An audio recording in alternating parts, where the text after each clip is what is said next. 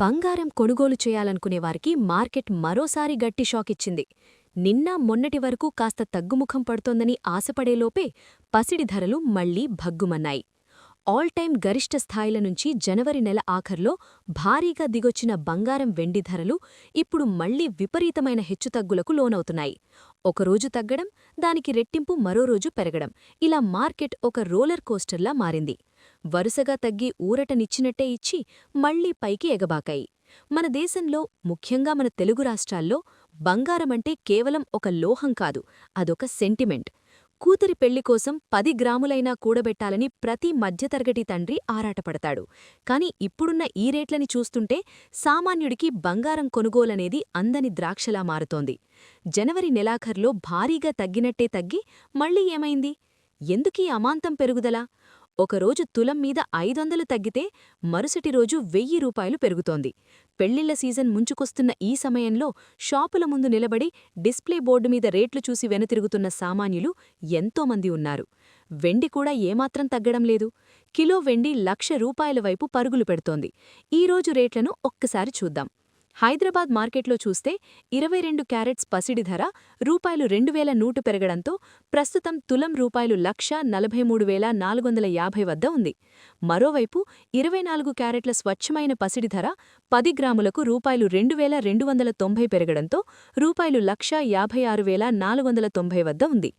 బంగారం ధరల బాటలోనే వెండి రేట్లు కూడా మళ్లీ పెరిగాయి. ఇవాళ ఒక్కరోజులోనే రూపాయలు 10,000 పెరగ్గా కేజీకి హైదరాబాద్ నగరంలో ప్రస్తుతం రూపాయలు 2.70 లక్షల వద్ద ఉంది. దేశీయంగా ఇలా ఉండగా ఇంటర్నేషనల్ మార్కెట్లో కూడా బంగారం వెండి ధరలు స్వల్పంగా పెరిగాయి. స్పాట్ గోల్డ్ రేటు ఔన్సుకు ప్రస్తుతం రూపాయలు 4,990 స్థాయిలో ఉండగా సిల్వర్ రేటు చూస్తే $78 పలుకుతోంది. అసలు ఎక్కడికి వెళ్తోంది ఈ మార్కెట్? మనమిక్కడ హైదరాబాద్లోనో వరంగల్లోనో కూర్చుని రేట్లు పెరిగాయని బాధపడుతున్నాం కానీ ఈ ధరల నిర్ణయం మన చేతుల్లో వేడు. ఈ ధరల వెనక ఉన్న అసలు కారణాలు అంతర్జాతీయ స్థాయిలో ఉన్నాయి. అవేంటో ఒకసారి విశ్లేషిద్దాం. మొదటి కారణం భౌగోళిక రాజకీయ ఉద్రిక్తతలు, అంటే ప్రపంచ దేశాల మధ్య వస్తున్న గొడవలు, యుద్ధాలు. ఈ పాయింట్ని కాస్త లోతుగా చూద్దాం. ప్రపంచంలో ఎక్కడ యుద్ధ వాతావరణం నెలకొన్నా లేదా 2 దేశాల మధ్య టెన్షన్స్ వచ్చినా పెద్ద పెద్ద పెట్టుబడిదారులు ముందుగా పరిగెట్టేది బంగారం వైపే. ఎందుకు? ఒకసారి ఊహించుకోండి. బయట పెద్ద తుఫాను వస్తుంటే మనమేం చేస్తాం? పరిగెత్తుకెళ్లి మన ఇంధ సేఫ్గా కూర్చుంటాం. అలాగే గ్లోబల్ మార్కెట్లో ఏ చిన్న ఆర్థిక లేదా రాజకీయ తుఫాను వచ్చినా ఇన్వెస్టర్లకు కనిపించే ఒకే ఒక సేఫ్ హెవెన్, అదే మన బంగారం. ఇప్పుడు రష్యా ఉక్రెయిన్ యుద్ధం ఇంకా కొలిక్కి రాలేదు. మరోవైపు ఇజ్రాయిల్ హమాస్, మిడిల్ ఈస్ట్లో ఎప్పుడు ఏమవుతుందో తెలియని టెన్షన్. ఈ అనిశ్చిత పరిస్థితుల వల్ల షేర్ మార్కెట్లు, స్టాక్ ఎక్స్చేంజులు ఒక రిస్క్తో కూడుకుని ఉంటాయి. ఈరోజు పెట్టిన ₹1,00,000 రేపు ఉంటాయో లేదో అన్న భయం. అందుకే ఆ రిస్క్ తీసుకోకుండా లక్షల కోట్లు తెచ్చి బంగారంలో పెడుతున్నారు. డిమాండ్ అమాంతం పెరిగినంతో రేటు ఆటోమేటిక్గా ఆకాశాన్ని తాకుతోంది. మార్కెట్లో భయం ఉన్నంతకాలం బంగారం ధర పైపైకే వెళుతుంది. ఇక రెండో అతి ముఖ్యమైన కారణం అమెరికా సెంట్రల్ బ్యాంక్ అయిన ఫెడరల్ రిజర్వ్. మీకు డౌట్ రావచ్చు, అమెరికాలో వాళ్ల బ్యాంకు వడ్డీ రేట్లను తగ్గిస్తే పెంచితే మన జూబ్లీహిల్స్లోనో వరంగల్లోనో బంగారం రేటు ఎందుకు మారుతుంది సార్ అని. అక్కడే ఉంది అసలు లాజిక్. అమెరికా ఫెడరల్ రిజర్వ్ వడ్డీ రేట్లను తగ్గిస్తుందని అంచనాలు మార్కెట్లో చాలా బలంగా ఉన్నాయి. వడ్డీ రేట్లు తగ్గితే ఏమవుతుంది? బ్యాంక్లో డబ్బులు దాచుకుంటే వచ్చే లాభం తగ్గుతుంది. కాబట్టి డాలర్ మీద ఇన్వెస్ట్ చేసేవాళ్లు వెనక్కి తగ్గుతారు. దాంతో డాలర్ విలువ కాస్త బలహీనపడుతుంది. డాలర్ ఎప్పుడైతే కిందకి పడుతుందో ఇన్వెస్టర్లు వెంటనే తమ డబ్బును తీసుకొచ్చి గోల్డ్ మీద పెడతారు. డాలర్కు, బంగారానికి ఎప్పుడూ సీసాలాంటి రిలేషన్ ఉంటుంది. ఒకటి కిందకి వెళితే మరొకటి పైకి వెళుతుంది. డాలర్ పతనం, బంగారం పరుగు. ఇదే ఇప్పుడు గ్లోబల్ మార్కెట్లో జరుగుతున్న అసలు కథ. ఇక మూడో కారణం, బహుశా భవిష్యత్తులో కూడా బంగారం ధరలు తగ్గకుండా ఆపుతున్న అతిపెద్ద బ్రేకర్ ఇదే. అదే సెంట్రల్ బ్యాంకుల కొనుగోళ్లు.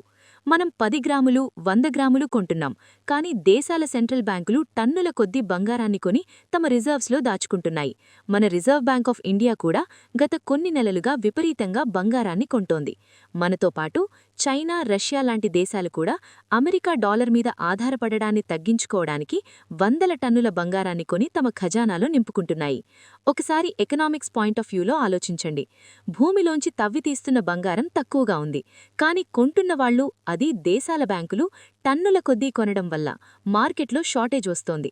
మార్కెట్లోకి వస్తున్న సప్లై కంటే వీరు కొంటున్న డిమాండ్ 10 రెట్లు ఎక్కువగా ఉండటం వల్లే ఈ ధరల మంట. భౌగోళిక ఉద్రిక్తతలు, అమెరికా ఫెడ్ వడ్డీ రేట్లు, సెంట్రల్ బ్యాంకుల రిజర్వ్స్, ఈ 3 పిల్లర్స్ మీదే ప్రస్తుతం బంగారం రేటు నిలబడి ఉంది. ఈ 3 పరిస్థితులు ఇప్పట్లు చల్లబడేలా లేవు. కాబట్టి సామాన్యులు రేటు తగ్గుతుంది కదా అప్పుడు కొందామని ఎదురుచూడడం కన్నా ఎప్పుడు కొద్దిగా తగ్గినా దాన్ని ఒక అవకాశంగా మలుచుకుని కొనుక్కోవడం బెటర్ అని ఆర్థిక నిపుణులు చెబుతున్నారు. మీరు షార్ట్ టర్మ్లో లాభాలు ఆశించి కొంటే మాత్రం మార్కెట్ హెచ్చుతగ్గులతో ఇబ్బంది పడక తప్పదు.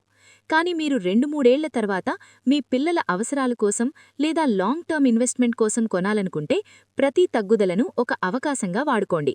బంగారం ఎప్పుడూ ద్రోహం చేయదు. మీరు గమనిస్తే చరిత్రలో ఎప్పుడూ బంగారం గ్రాఫ్ లాంగ్ టర్మ్లో పైటే వెళ్ళింది తప్ప కిందకి రాలేదు.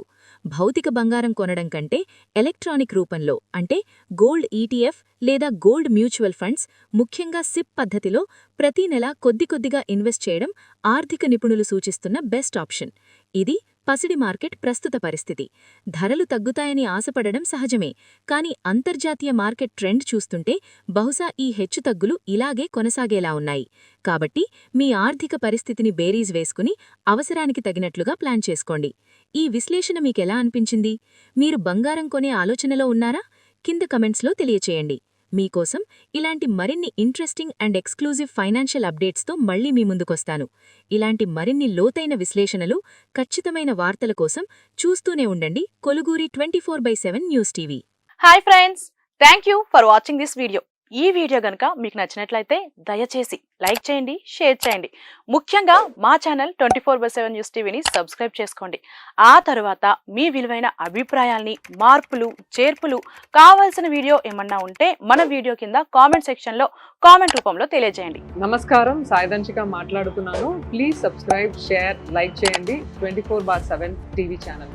హాయ్ నమస్తే, నేను మీ Sonia Akula. Please subscribe to 24/7 news TV. Hi అండి, అందరికీ నమస్తే. నేను Mankota Prasad. Please do subscribe 24/7 news TV. Political, entertainment and infotainment updates కోసం like, share, subscribe 24/7 news TV. Hi friends, thank you for watching this video.